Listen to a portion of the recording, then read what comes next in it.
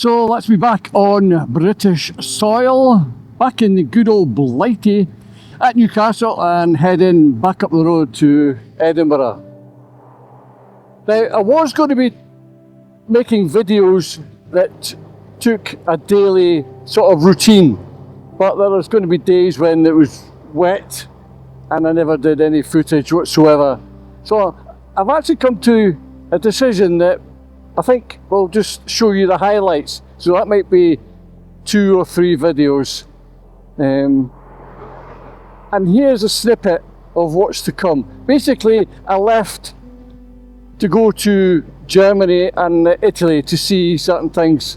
First was the Schäsler Palace in Augsburg, Neuschwanstein Castle in St. Koblenz Church in Fussen, and the Zugspitze, Germany's highest mountain. Then down to Italy to see, the Dolomites. Back up to Berchtesgaden to see Hitler's Eagle's Nest, and then finishing off in Arnhem with the story of a bridge too far. So I hope you like it. Thanks for watching, guys. If there's any questions you want to ask about the bike, the kit that I'm wearing, the video stuff that I'm using, or indeed anything about the trip, just leave a comment below and we'll get round to answer it as soon as I can. So guys, happy watching.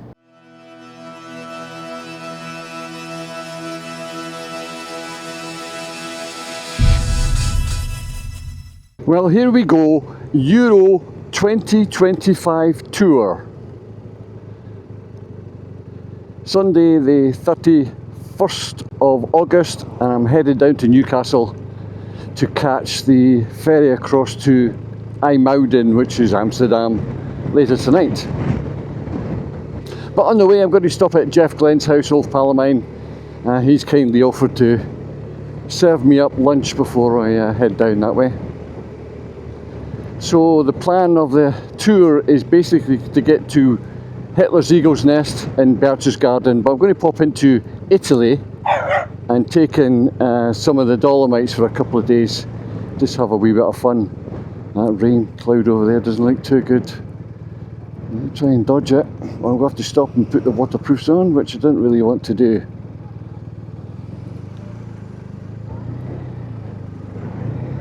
So that is south, and that's where the better weather is at.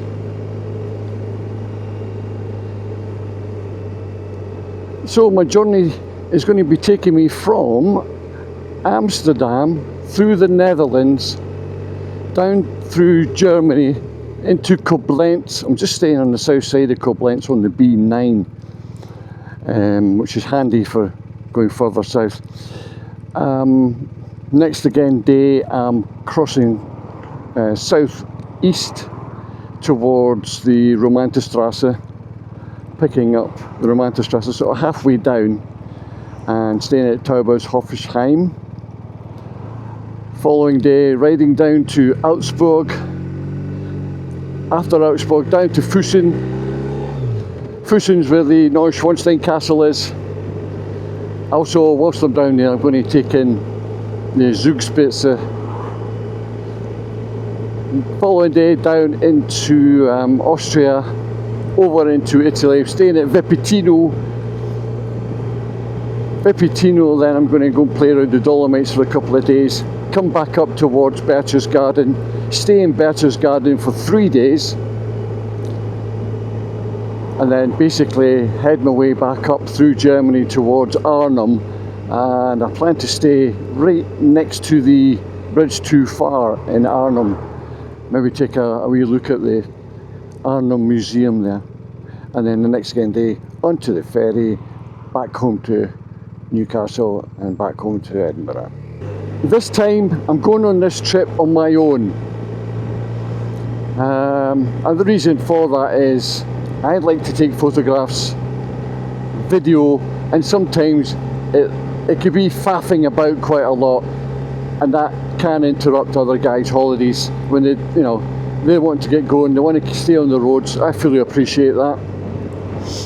And sometimes I feel a little bit of a burden because I'm getting cameras out and I'm fixing settings and maybe putting the drone in the sky, that takes some time, so I thought this time round I'll go out, do a tour myself and take photographs and video and drone flying to my heart's content. And that way I'm not upsetting anybody. So I never invited you guys because excuse me, as you've just learned, I just want to try and do something on my own this time round. However, next year it's looking like we're doing a tour of France. So just waiting on Mr. Lumsden coming up with a potential route.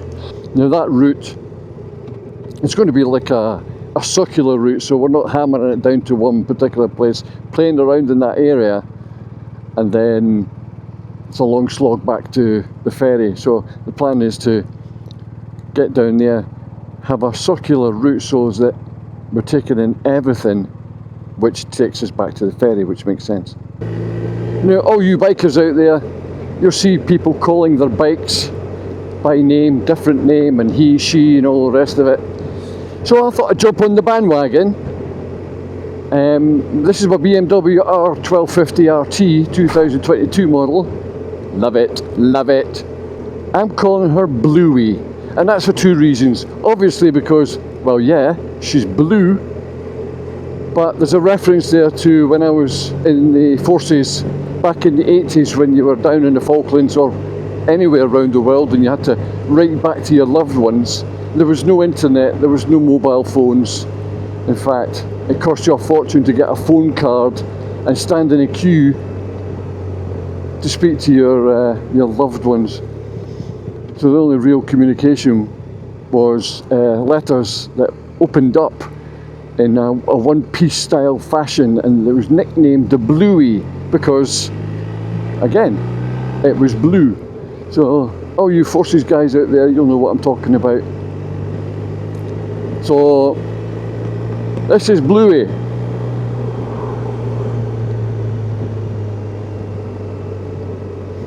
The plan of action today is to get, well, miss all these bloody showers. And I'm just going to go straight down the A1, nothing exciting. So once I get to the A1, I'll shut the cameras off and then maybe have some footage coming into the ferry terminal at North Shields. I've done a lot of preparation for this solo trip, a lot of research, googling here and there, and here's the thing. I intend to give some history on the places that I'm staying at, the towns, the hotels, and if there's any historical facts that I'm giving you, it's not from my vast knowledge of Germany, it's from Google, like everybody does. So Google's pretty factual. I have been riding in Germany for nearly, I don't know, God, 25, 30 years. As you heard, I was in the Royal Air Force, the forces. I was stationed in Germany for nearly 10 years. I speak a little bit of the language, I can get by, I can order food, I can order drink, which is really important. I can ask directions, but that's about it. When conversations start and they start talking so fast, I'll lose it. So, I love Germany. Germany, if you've never been across in the continent on your motorbike, you can't go far wrong starting out Germany as one of your first destinations. This is the little town of Dalkeith, just next to where I live. This takes you down onto the A1, which obviously will take me down to Newcastle. Now, the BMW dealer that, well, I've bought my last, let me think, 2 or 3 bikes from is this one on the right hand side, BMW Motorrad. That rain cloud over there is making its way. Hopefully we can dodge it.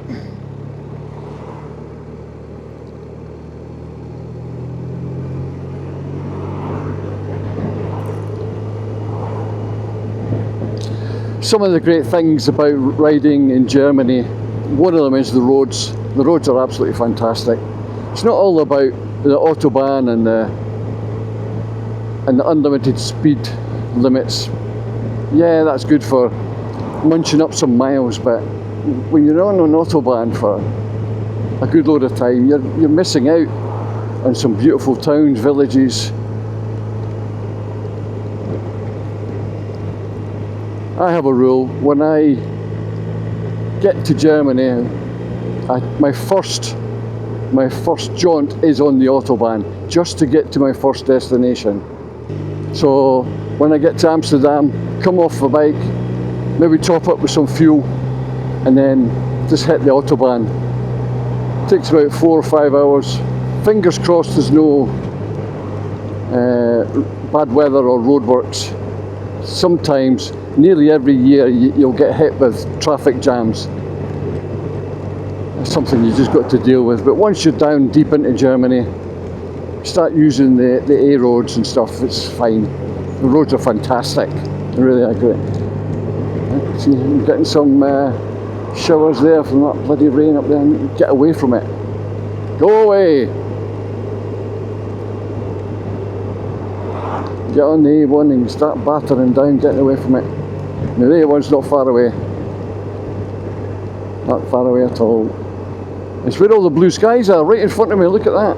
But that up back there, look, woo!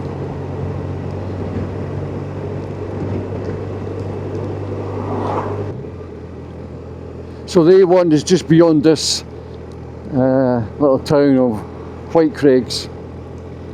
Then we could get some speed up and hopefully get away from these showers.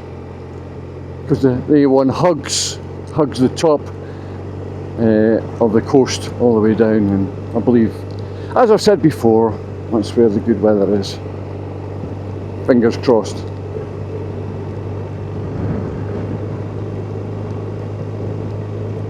But when you're out on a motorcycle and you're going places, it's all an adventure. And sadly, rain, traffic, roadworks, it's all part of the course. Right guys, just about to jump onto the motorway, so nobody wants to see boring motorway video. And what I'll do is I'll catch up with you again just before I head into the terminal and arrive at Newcastle or North Shields. So till then, catch you later.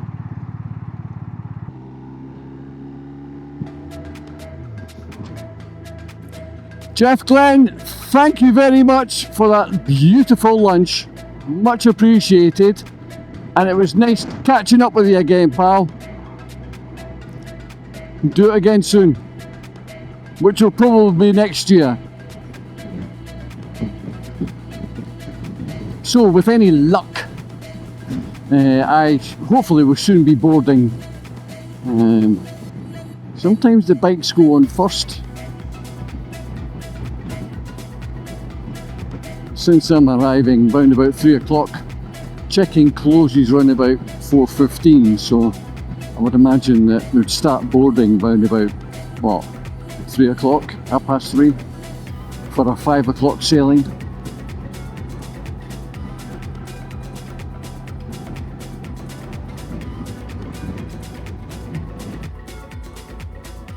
The Port of Tyne, here we go. Is that an old Ford Capri in front of me? I think it is, sir.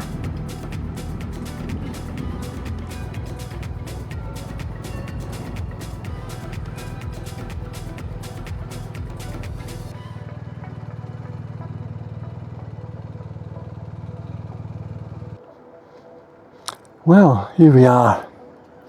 Now it's just a waiting game to see how quickly we can board. So I'm not going to bore you with all of that. So I'll catch you when we're on board the ship.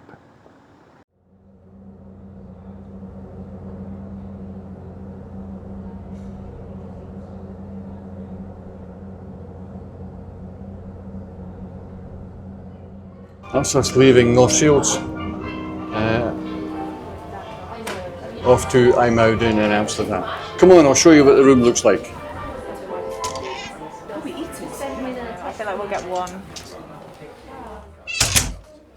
There's my little suite for Sunday night. Well, as you probably guessed, that's me off of the ferry. So, first thing to do is get fuel, top up, so I don't have to stop. Well, I probably will stop, but not for fuel. So that's us refueled and ready to hit the road right through the Netherlands and into Germany, follow the Rhine down into Koblenz. Should get there about 5 o'clock tonight, this afternoon. The Newcastle Amsterdam ferries, it's okay. It's convenient because it's only a couple of hours from home, and then, you know, when you get here, I prefer it, I really do. The ferry itself, well, it's okay, as I say. Accommodation, my little suite was a little bijou, I have to say. Breakfast this morning, breakfast was nice. There's a wide range of breakfast. You got all your English breakfast stuff, fruits, cheese, ham, and of course your cereals and coffee and tea if you want it. So, how was the breakfast, David? Good to know. Right, I just stopped because I had to do some faffing about. One of them was putting my earplugs in. I've always got a habit of that. And then change the speedo to kilometres. And then fix the internet on my phone. Now I've got Cali Motor running on the phone and it's telling me that I'll arrive at like 7:45 tonight. Yet my XT2 is saying 3:30. So I'm going with the XT2. So we're on the A22 to Rotterdam.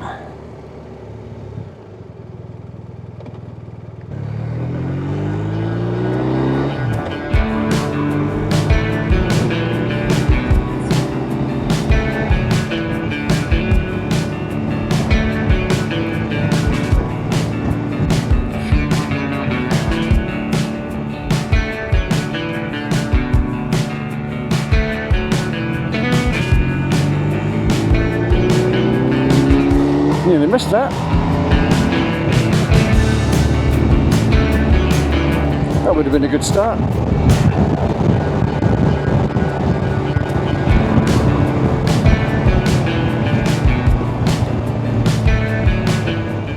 Okay, A2 to Utrecht. That sounds about right. 22-minute traffic delay. Fantastic. Well, I just stopped for a leg stretch there because, well, these old aching bones and muscles of mine were needing it. I just stopped, took a couple of photographs. This is unlimited. So I mean, your only restriction is the vehicles in front of you.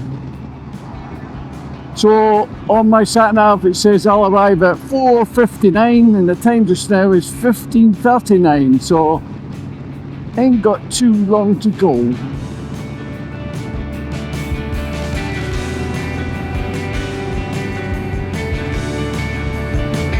Right, unlimited. Let's go.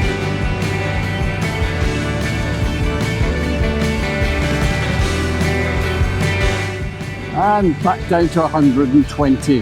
That's kilometres, by the way.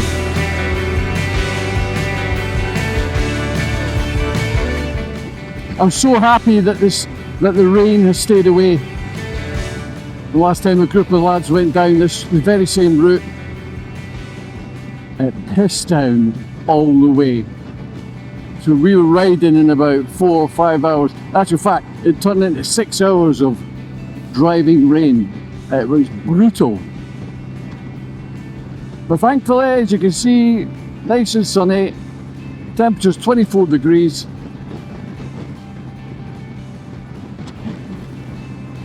Next turn off is 13 kilometres. Hopefully that'll take me onto the B roads. I've been on the Autobahn all day.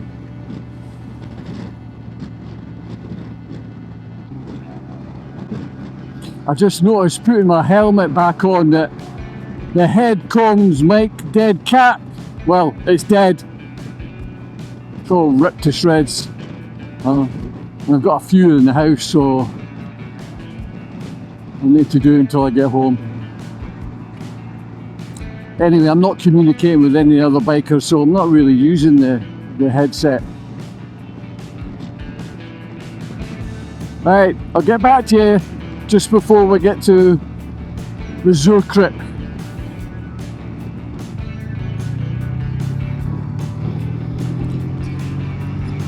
Off the Autobahn.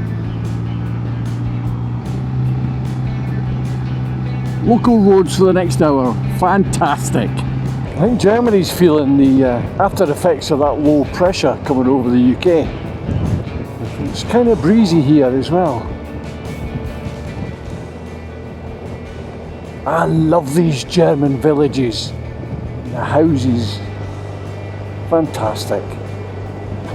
Check out the vineyards, man. Jeez, a few grapes up there. So we've got about 5 kilometres to go, and then we pick up the B9. And the B9 runs right past the Zur Kripp. Well, now 24 degrees and I can feel the heat on my back. Thankfully, this year I went for a mesh jacket.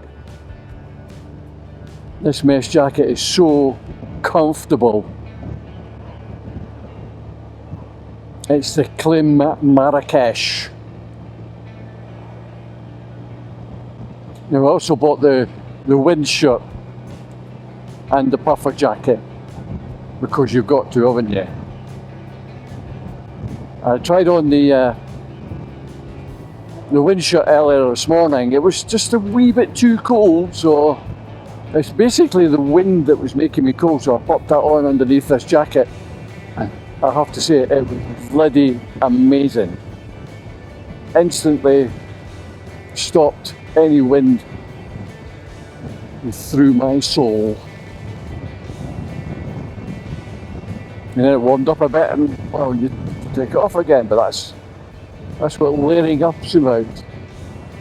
So the first thing we're going to do, obviously, is secure Bluey, get the bags in the room, and then come straight back down and grab a beer,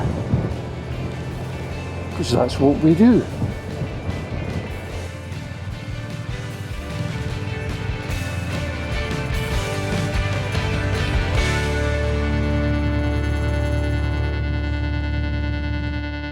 We are here. It's been a long day. Roadworks, traffic, diversions, more traffic, but thankfully there was no rain. See, when you're programming your sat-nav from going from IJmuiden in Amsterdam down to, for this instance, Koblenz, and it says 4.5 hours, 5 hours, forget it. Add another hour and a half to 2 hours on top of that, because that's been my experience the last couple of times I've been here. So we're here. When I say me and Bluey are here, and inside there's a beer waiting for me. So catch you later. This has been a long time coming, or it certainly feels like it. We've been on the bike since 10:30 this morning. The time just now is 5:30. So, say hello to my friend Königsbachen. Ganz schön lecker.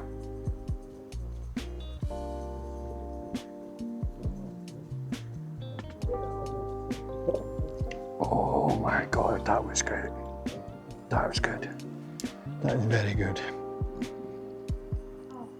Very good. So this is my second time staying here at the Zur Kripp, just right next to Koblenz. It's a fantastic hotel for bikers who are maybe just want to come here to stop over, so that when you're heading further south, basically it's in a great location right next to the Rhine, as you can see. We can't guarantee the weather every time you come here, but I'll tell you something, Stello, the owner, he'll look after you. They've got about 35 rooms here, and the food, I can guarantee, is absolutely delicious. Really, really nice food. Jägerschnitzel, baby. Roast.